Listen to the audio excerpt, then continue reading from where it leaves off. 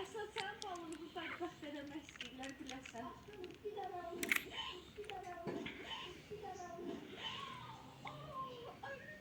Arkadaşlar balım burada boğuldu. Dur yeni çık balını bak. Aşkım dur da kurtulmak istemiyorum sen. Aşkım.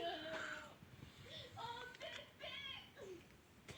Dido baba Dido. Ay kaza yere. Söylemek istiyorsan sonu kameramla saklayayım. Kameraya atacağım ya.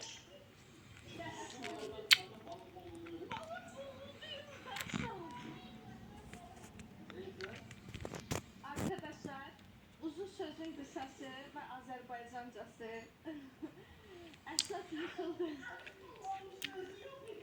Bir dəfə yadımızda Əslatla oyun oynuyorduk, masaüstü oyun oynuyorduk. Stuldan nətər açmışdı. Eynən o yıkılmağı hatırlattı mənə bu yıkılma. Bir də otaqda izləyicilər tutmuş diye ayıcıkın üstünden keçmək istəyəndə nətər yapışmışdı. Heç kəs də görməmiş son yıkıldığını sonradan izləyicilər gördü videoda. Yuxarıda otaqda biz nəsə söhbət edib video çəkirdi uşaqlarla.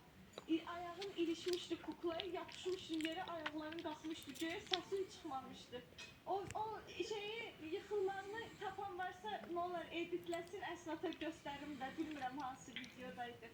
Neyse yemeğimiz pişsin.